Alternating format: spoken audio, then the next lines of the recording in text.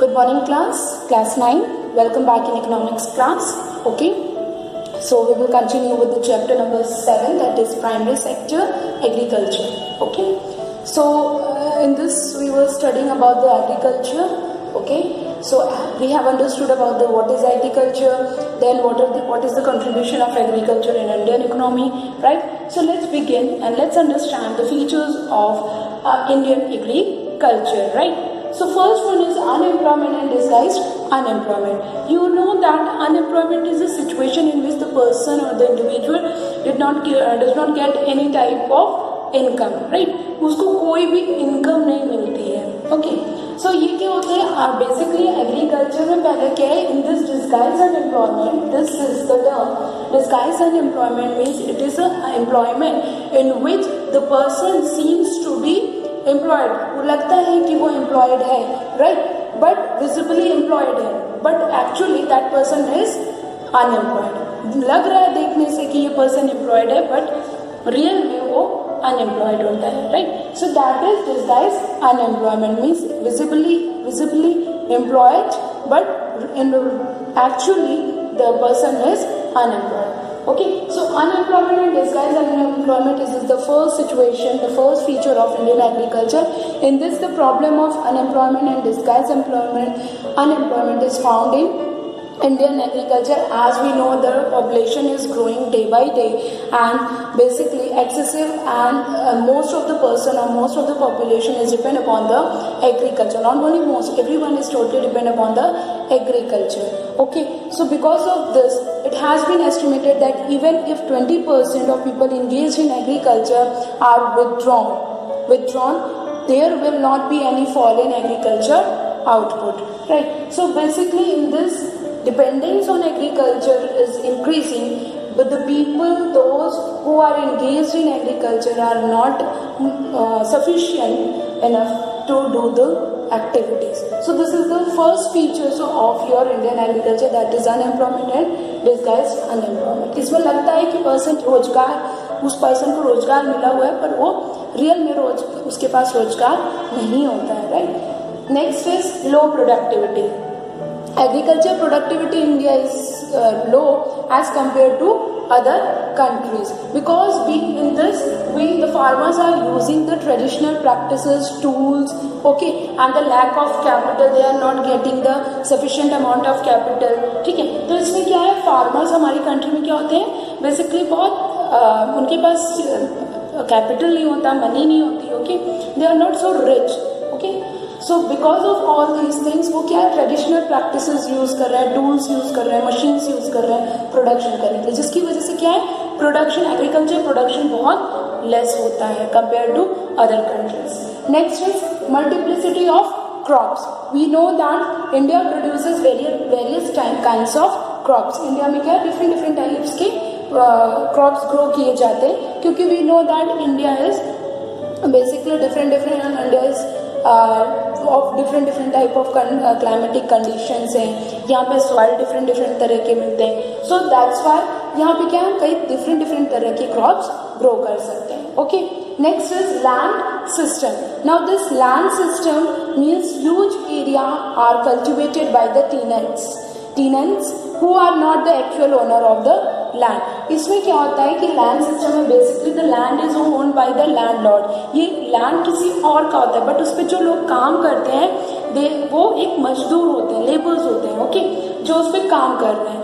सो यहाँ पे क्या है, लैंड सिस्टम है, that is occupied by some people. कुछ लैंड होता है वो ले लेते हैं and they hire the laborers or the tenants and they work on that field. वो काम करते हैं, okay.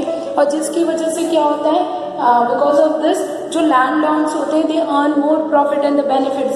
The person who is working on that land, उसको बहुत अच्छा प्रॉफिट या अर्निंग उसकी नहीं हो पाती है, राइट. सो ये लैंड सिस्टम भी है, यानी अलग अलग जगह पे कुछ पार्ट्स जो हैं वो ऑक्यूपाई कर लिए गए हैं, हायर कर लिए गए हैं डिफरेंट लैंडलॉर्ड्स के थ्रू, ओके, और अलग अलग जगह पे लोग काम कर रहे हैं, तो जिसकी वजह से बहुत सारी प्रॉब्लम्स फेस होते हैं. ठीक है, next is predominance of small farmers. Now basically features of Indian agriculture and the problems of Indian agriculture are literally same, थोड़ा बहुत सेम है, राइट.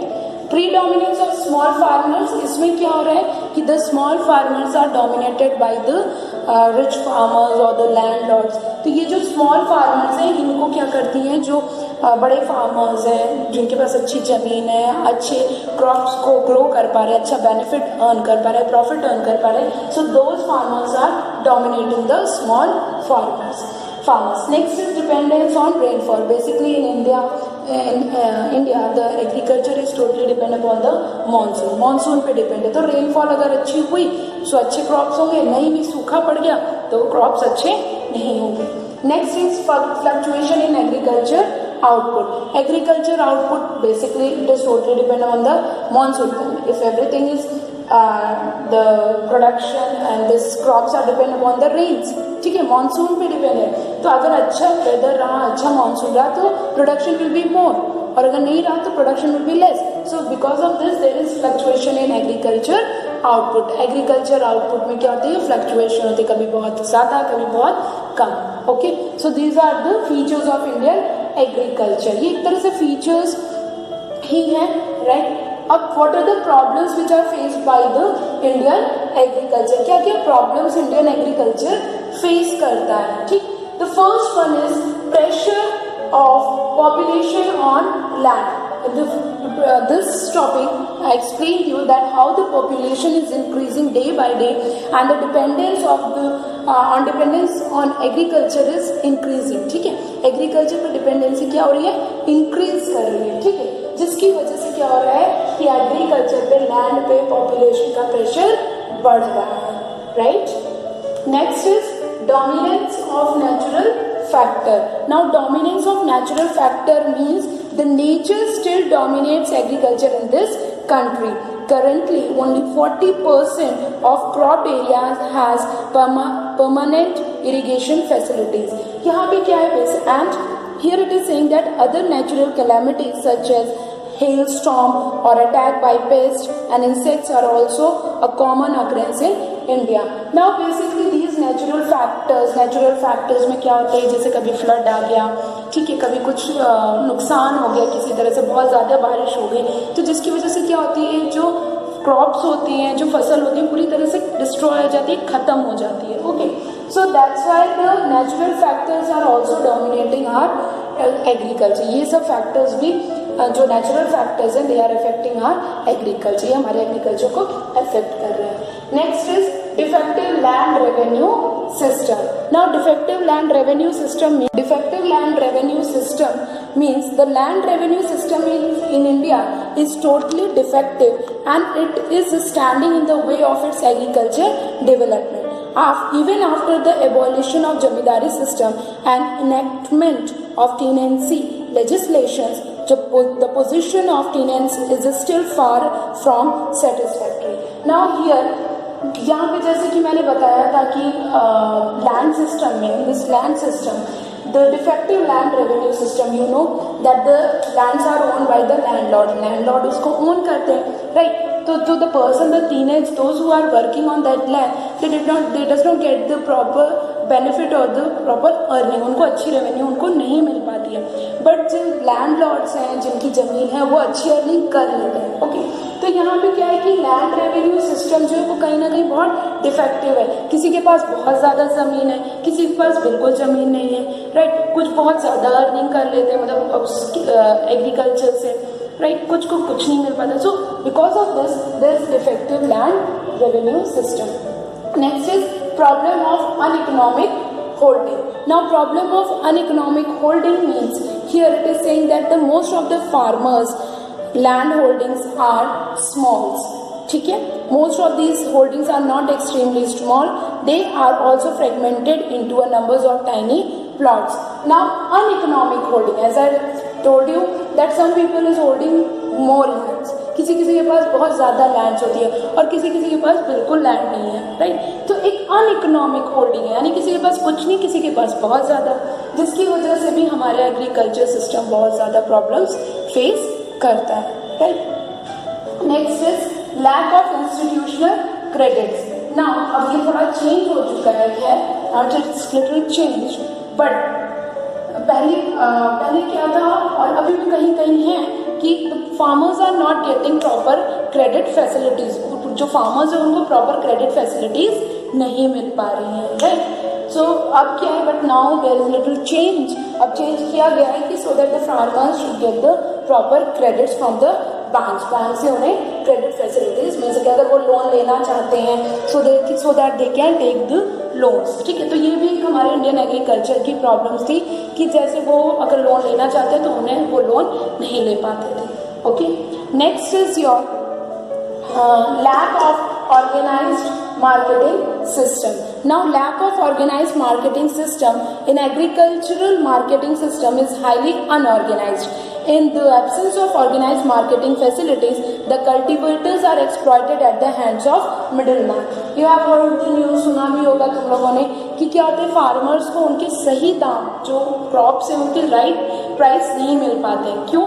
क्योंकि क्या होता है कि कम दाम में जो मिडिल मैन है they purchase from the farmers and then these middle man they sell that particular crop in the market at high prices. अब जिसकी वजह से क्या है कि उसने फार्मर से तो कम में लिया लेकिन मार्केट में उसने बहुत हाई प्राइस पे बेचा, जिसकी वजह से ज्यादा बेनिफिट किसको मिलता था, मिडिल मैन को, राइट। सो एक अनऑर्गेनाइज्ड मार्केट होने की वजह से क्या है, ये भी एक तरह से इंडियन एग्रीकल्चर की problem. Now in this also there is little changes में भी अब चेंज कर दिया गया है, right. Next is conservative outlook of the farmers. Now conservative outlook of the farmers is basically socio-economic factors like farmers conservative outlook, ignorance, illiteracy and superstitions etc. stand in the way of adoption of modern technology in agriculture. Now basically in our India agriculture the farmers are totally not so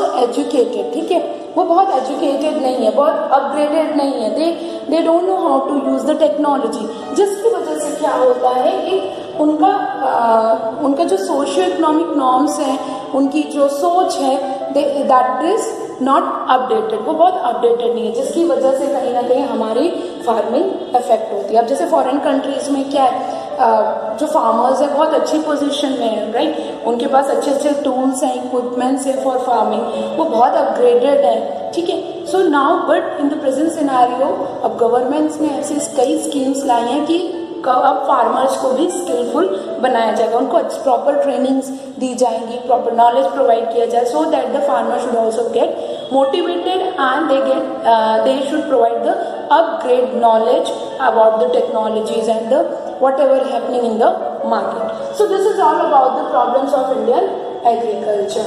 So I hope that this is clear to you. ये बहुत आपस में relate करते हैं, okay, the features and the problems of Indian agriculture. In the next video we will continue with the government measures to improve agriculture production. So thank you so much for watching this video.